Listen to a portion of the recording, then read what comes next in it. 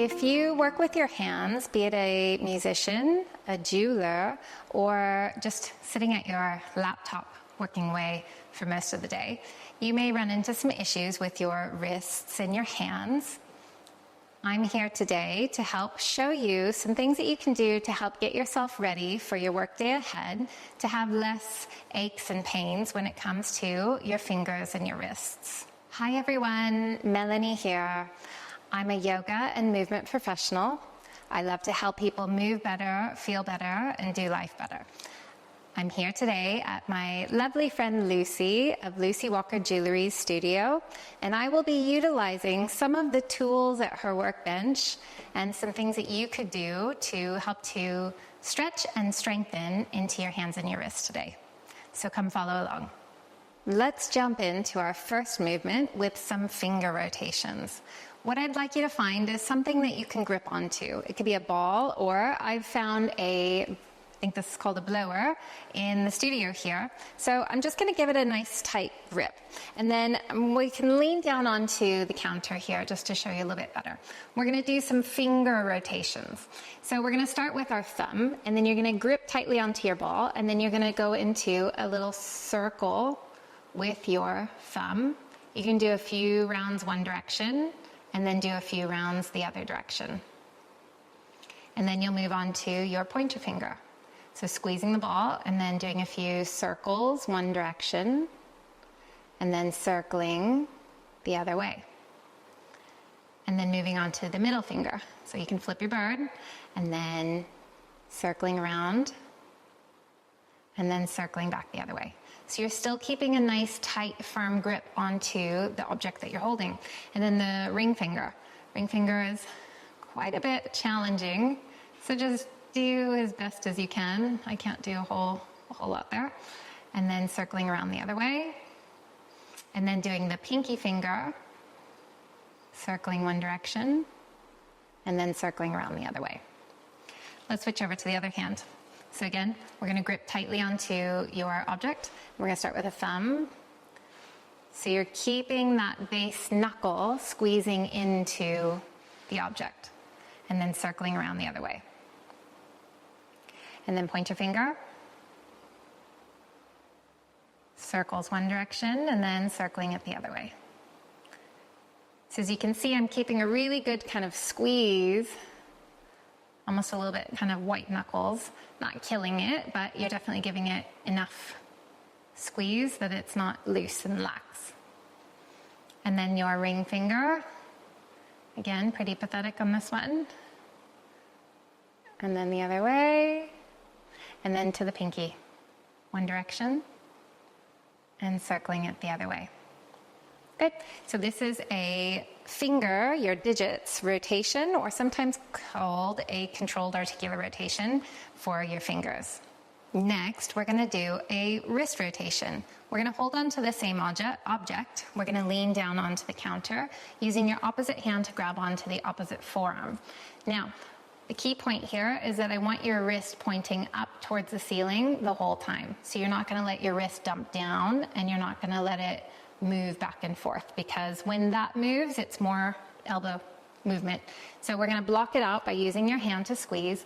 Just keep laser eyes onto your wrist, and then you're going to do small little circles around one direction. Again, you can kind of squeeze onto the object in your hand. So just making as big as circles as you can without that wrist dumping or moving down. Okay, so if you were doing it incorrectly, it would look like this. You'd be rolling it down. Okay, so slow, controlled circles, one direction, and then the other way. Now, we do the first one a little bit more horizontal, and then the next one we can do with the elbow bent up closer to our shoulder. You can be standing, you can be leaning onto a counter again. Looking at your wrist, a little bit harder because your wrist might be a little bit closer towards you, and then you're going to do some slow circles around one direction, and then those slow circles around the other way. You might get a lot of clicking and cracking, and that's totally normal. Let's switch to the other side. So coming back, we're going to bend down, grabbing the opposite hand onto the wrist, gripping onto your object, watching your wrist, and then we're just going to do slow circles around one direction. and then slow circles around the other way.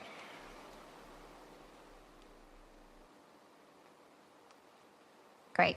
And then we're going to bend it up closer to our shoulder again, grab onto your forearm, and then we're going to do those slow circles, trying to make it as big of a circle as possible, and then circling it around the other way. Great. That's your wrist rotations to get your wrists nice and warm as well. The next movement we're going to do is some simple wrist stretches and then a wrist curl through, which is a personal favorite of mine.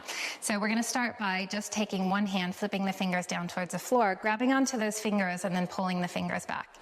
The key things here is to keep your arms straight and that you're not shrugging your shoulder up to your ear, but that you're keeping your shoulder down as you pull your fingers back towards you.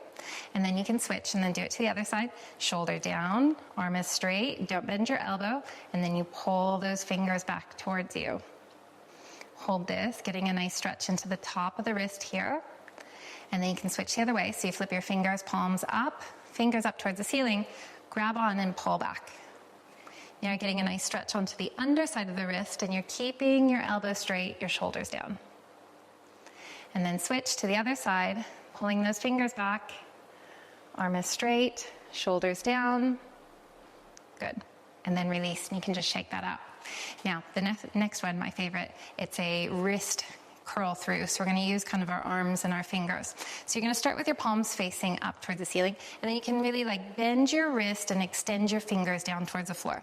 So we'll start from there, and then you're going to curl just your fingertips, and then the knuckles, and then you're going to curl your hands into a ball, and then you're going to flex and bend at the wrist. So you're squeezing your wrists and your fingers back towards you.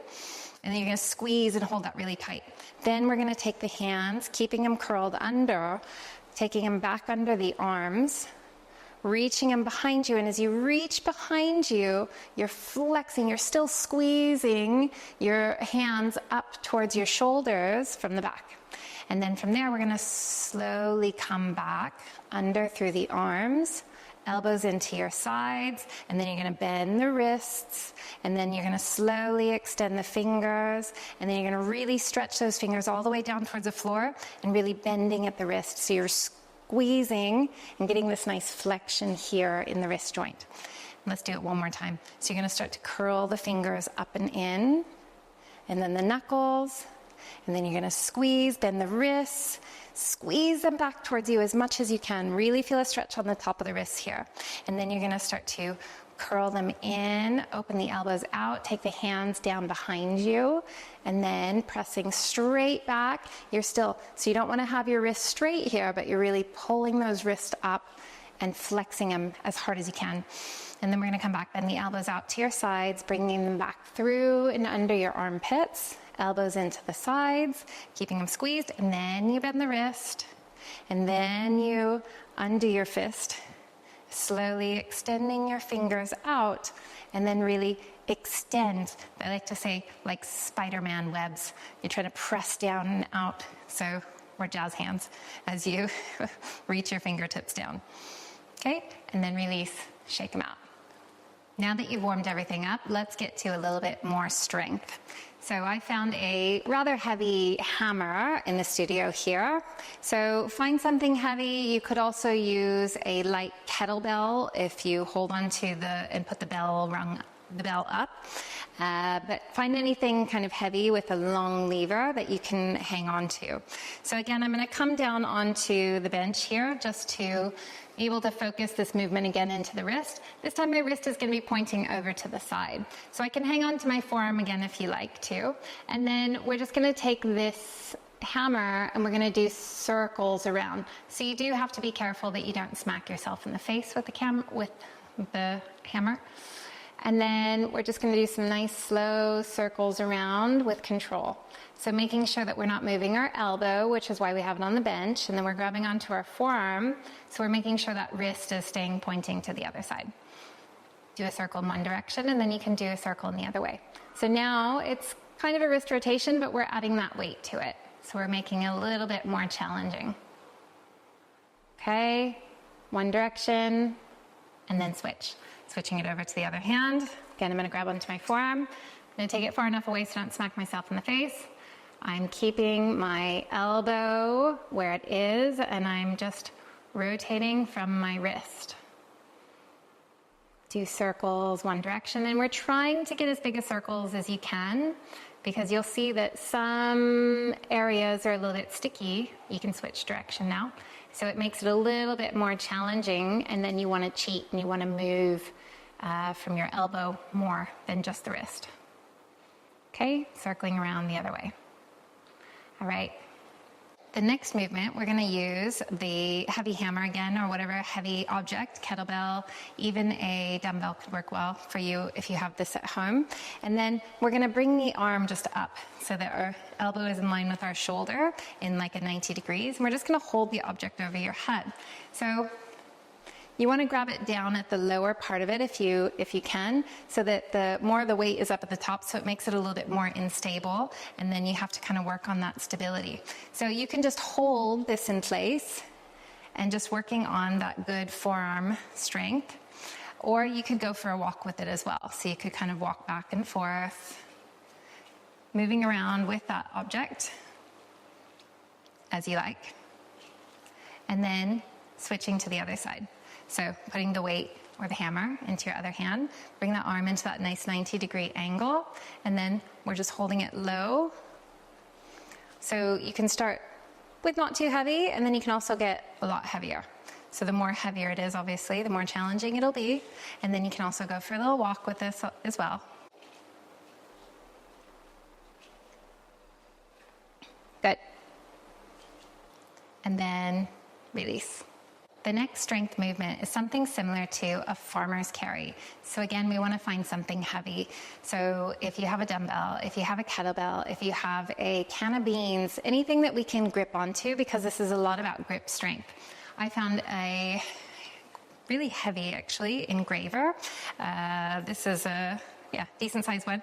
So just gripping onto it, I'm already working a lot on that grip strength into my forearm and my wrists. But what we can do with this is that we can just hold it into one hand, and then we just can stand and hold this.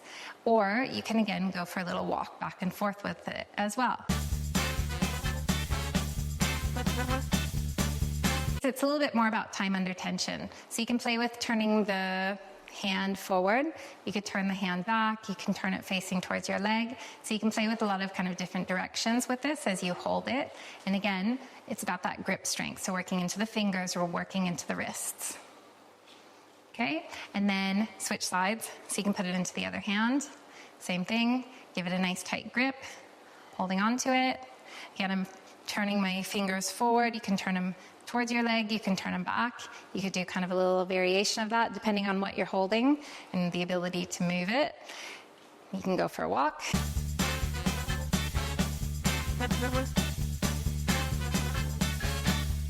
Back and forth.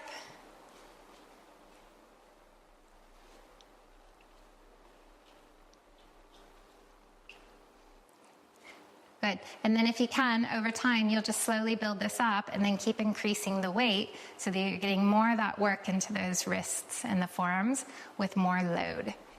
And that's it. I hope you enjoyed these simple but effective moves that you can do to warm up, stretch, and strengthen into your wrists and your arms. This list is a short list, but not exhaustive. There are plenty of other things that you can do, but these are some simple things that you could start to add into your routine.